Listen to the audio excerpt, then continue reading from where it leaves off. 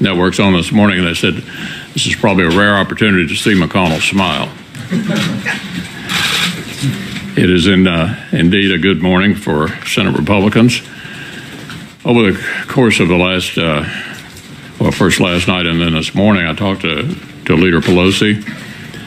We discussed ways we might be able to find a way forward. She and I actually have had an opportunity to work together for a number of years when we were both on the Appropriations Committee. She had the Foreign Operations Subcommittee, and so did I. And so we're not unfamiliar with each other, and we'll probably have a lot more dealings with each other in the future. In looking at the race, I want to thank the President. He was extremely helpful to us in states where he is in excellent shape. He worked very hard and drew large crowds, and I think it clearly had a positive impact on the outcome. So with that, let me just throw it open and see what you'd like to talk about. Yes, ma'am. Leader McConnell, do you agree with the President's campaign rhetoric that the caravan is an invasion and that birthright citizenship should be dealt with at the presidential level? Yeah, I'll be happy to give you my own views on whatever you'd like to talk about, but I generally don't do a running commentary on the President's observations out on the campaign trail. Okay, yeah, so can you give me your views on those two issues? It's an interesting legal question that ultimately I assume would be solved in the courts. Yeah. The President said on the White House driveway last week that he would be willing to work with and compromise with Nancy Pelosi if she becomes the House Speaker. What do you believe are now the top legislative priorities with the divided rule? Well, first, we have to finish this session, and we have a number of items extant. We have to finish the Farm Bill, we have to finish funding the government. The one issue that Leader Pelosi and I discussed this morning is where there could be a possible bipartisan agreement would be something on infrastructure. Look, there'd be a lot of other things. I think I'm not putting you all down, but when we do things together, it almost never makes any news. Even in this current situation where we have Republicans in control of all three branches, I have a long list here of things we did on a bipartisan basis, from water infrastructure, the best appropriations process in 20 years, airport infrastructure, FDA authorization, on and on and on. I mean, there are plenty of things that we work together on, and I always have to tell constituents who think we all hate each other that the Senate's a pretty collegial place, and even though we had obviously big differences over things like taxes and judges, there were plenty of other things we did together, and there's no reason that would stop simply because the House now becoms Democratic. But other than infrastructure, what big issues are there? Well, we'll see. We'll see. I mean, we'll see.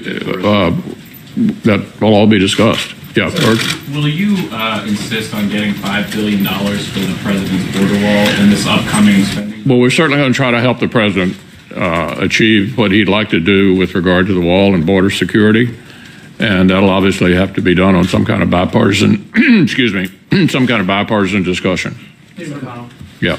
Any observations on the Kavanaugh effect? Very helpful. Yeah, I think the Republican sort of core voters in the states that were critical to us were highly offended by the questioning of the presumption of innocence and the tactics. And I think it was like an adrenaline shot. We were worried about lack of intensity on our side, and I think the Kavanaugh fight certainly provided that and was extremely helpful. It's noteworthy that the one Democrat in a red state who survived voted for Kavanaugh, Joe Manchin.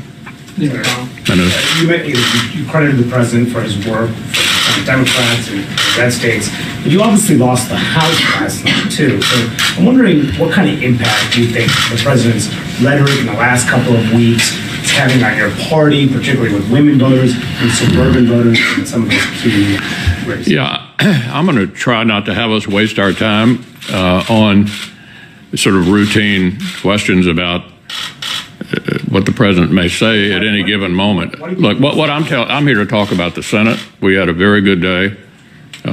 Proud of what happened. The President was very helpful to us. Yeah. Leader McConnell, if you look at the exit polls, one of the most important issues to voters was health care. Do you take away from that the message that any effort to repeal ACA at this point is dead? Well, I think it's pretty obvious the Democratic House is not going to be interested in that. There are serious problems with Obamacare, serious problems that need to get fixed. They raised the phony issue of whether or not we were for or against pre-existing conditions. And I suspect it may have worked some places, fortunately, in our races, even though they tried to define health care on that issue. I think all of our candidates who subsequently won were able to make clear to the voters that that everybody we knew was in favor of covering pre-existing conditions, including the candidates like Hawley and Braun and others. So the rhetoric doesn't solve the problem, and there are serious problems with Obamacare, and I think we're going to have to obviously now try to address that on a bipartisan basis. Yeah. Both Leader Pelosi and the President talked about fighting high prescription drug prices. Do you think that that's something the Senate could work with Pelosi on? Yeah, I can't imagine that won't be on the agenda. Yeah. Is there anything that the Senate Republicans could or would do to help President Trump in the event that Democrats in the House attempt to seize his tax returns? I'm sorry, I'm having a hard time with you. What would Senate Republicans do in the event that the House Democrats try to obtain President Trump's tax records? Well, you know, the whole issue of presidential harassment is interesting. I remember when we tried it in the late 90s. We impeached President Clinton. His numbers went up and ours went down, and we underperformed in the next election. So the Democrats in the House will have to decide just how much presidential harassment they think is good strategy. I'm not so sure it'll work for them. Senator McConnell. Yeah. So just to go back to that, are you recommending that for House Democrats that the oversight that they have said that they're going to do might backfire on them? Or are you saying that? No, they're not interested in my recommendations. All I'm doing is making a historical observation that the business of presidential harassment, which we were deeply engaged in the late 90s, improved the president's approval rating and tanked ours. Thus, my observation is that might not be a smart strategy, but it's up to them to decide how they want to handle that. Senator McConnell. All the way in the back. Is there anything that you're going to be doing in the coming months to increase the number of women who are being recruited on the Republican side to run for office? It's been a frustration. I think I've mentioned to you before that we've had plenty of women candidates. A lot of them have not won. Marsha Blackburn won. We're hopeful that Martha McSally will win. I'm going to be trying to convince one of our women, for example, to go on that Judiciary Committee, something I've tried and failed the last couple of Congresses. Yeah, I mean, we need to do a better job of recruiting women candidates and getting them elected. Hopefully, we'll have 2 new women Republican senators here shortly. Senator? Yeah. Talking about the House oversight that is likely to come, the president tweeted this morning saying that that if the House continues with their investigations, that we will likewise be forced to consider investigating them for all the leaks of classified information and much else at the Senate level. 2 can play at that game. Can you respond to that? What do you think? Well, I'd like to focus on finishing up this session. We've got work left to do, and we'll see what happens next year. Yeah. Have you had discussions with the president about any of that? I know you're going to avoid that right now, but... Yeah. On this session, can you rule out a government shutdown? Yeah, hopefully that will, you know, look, we need to work this out. We had the most successful appropriations process already in 20 years. 75% of the government got funded before the end of September. And we all know we need to work together here toward the end to finish that up.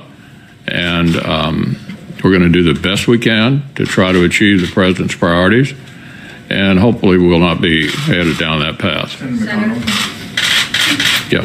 What do you think of doing a DACA fix, either lame duck or next year? The what? DACA fix. Oh, my goodness. Well, you know, I can't imagine with all the things that we have to do here to wrap up this Congress that we would revisit immigration, but who knows? What about next year? It's on the, you know, it's on the agenda every year because we have serious immigration issues. I would remind all of you all the Democrats had total control of the government in 2009 and 2010 and never dealt with the immigration issue. So it seems that no matter who's up or who's down, we have not been able to come to some kind of conclusion about what to do on immigration. The one thing I thought we all agreed on was this border security issue. Most Democrats voted for it 10 years ago. But we've had a challenge on that as well, as evidenced by the president's desire to build a wall and the reluctance on the other side to support it. So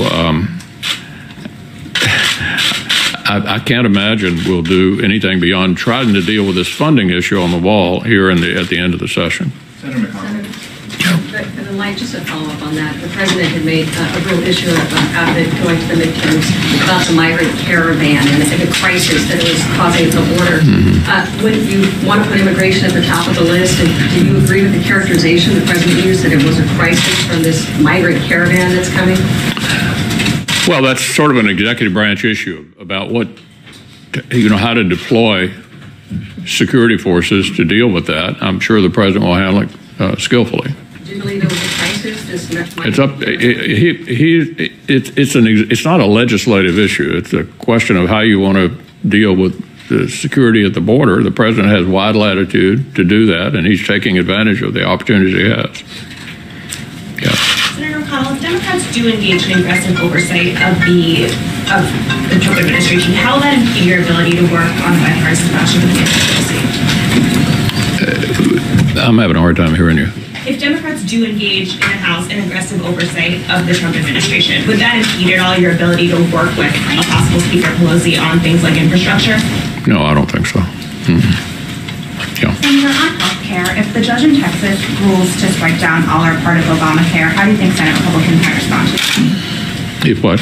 If the judge in Texas strikes down all or part of Obamacare? Well, look, the healthcare system is still a pretty big mess, and it's obviously now going to have to be addressed on a bipartisan basis because the Democrats will control the House.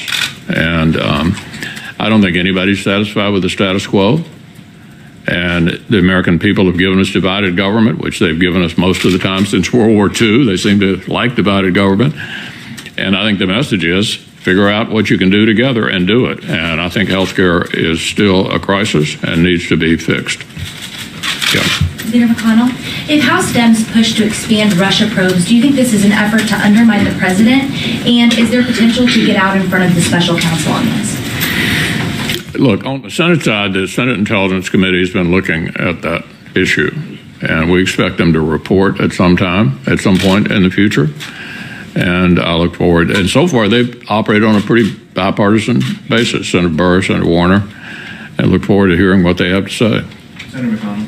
Yeah. Senator McConnell, have you spoken to Governor Scott or Congresswoman Sally about their races, and how do you feel about their state? Well, Governor Scott and I traded calls last night, so I've not actually connected with him yet. I'm going to be talking to him shortly. And I have not spoken to Martha McSally, although we traded calls too. They were pretty late at night. I decided to go to bed and talk to her this morning. Yeah. You're going to have an extra cushion in the Senate with extra seats on the Republican side. What will that enable you to do? Will this ease judicial nominations? What's the practical effect of it? Well, you know what my top priority is. I've made it very clear. It's the judiciary, the 2 Supreme Court appointments, the 29 circuit judges, the 84 overall number of judges, and we're not through doing those this year. The president, I think, has done an excellent job in picking young men and women who believe the job of judge is to follow the law, and we intend to keep confirming as many as we possibly can for as long as we're in a position to do it. So it'll still be my top priority in setting the agenda here in the Senate, next Congress as well. Yeah. Senator, will you revisit your remarks in the new Congress? And then a lot was made of your comments about entitlements in the last couple of weeks. Are entitlements an option? The Democrats have made it perfectly clear they're not interested in dealing with entitlements, and they're in a position to say no, and so I don't think that'll be on the agenda. But your remarks, sir? I have no idea. I hadn't really thought about that. We've got a conference rule related to earmarks on the Senate side. I can't imagine that's going to change. Yeah. McConnell, will a 10% middle class tax cut be on your agenda next Congress? Well, any effort on the tax side would clearly have to be negotiated now on a bipartisan basis. And we'll just have to see what, I assume Nancy will be Speaker, we'll have to see what they want to do in this area. We'd have to do it together. We wouldn't have the possibility of doing it on a party line basis like we did in this Congress. McConnell, yeah. On some of the changes in the administration, in the cabinet that are expected, can you just give your view of what the confirmation battle, ground might look like? I mean, are you confident that you could, if there was a vacancy, let's say at the Department of Justice, could you easily do that? Would it eat up valuable time? Well, I think we'll have probably more time for nominations in the next Congress than we've had in this one, because the areas of legislative agreement will be more limited, I think, obviously, between a Democratic House and a Republican Senate. I don't think we'll have any trouble finding time to do nominations. How controversial they are depends upon who it is. And the president makes that decision, and then we have to react to it. But he's signaled that there's likely to be a number of changes, and we'll process them. Would you be comfortable with sessions being replaced? It's not up to me, Manu, to tell the president who to put in the cabinet. They serve at his pleasure, and if he makes changes, we'll be dealing with whoever is sent up. McConnell. Yeah. McConnell, presidential election obviously starting soon. Some Democrats are probably going to be announcing and testing the waters next couple of months. Really? What impact do you believe that'll have, and also the president's re-election? What do you think that'll have next? Well, it's going to be fun to watch the Democratic presidential aspirants, of which we have a number in the Senate, and Chuck may have some attendance problems from time to time, but it'll be interesting to watch. McConnell, do you plan on running for re-election? I do. You do? I do. And are you confident that President Trump will support your re-election? I'm sorry? Are you confident that President Trump will support your re-election? I wouldn't be surprised. Anyone else? Okay, well, thanks a lot, everybody.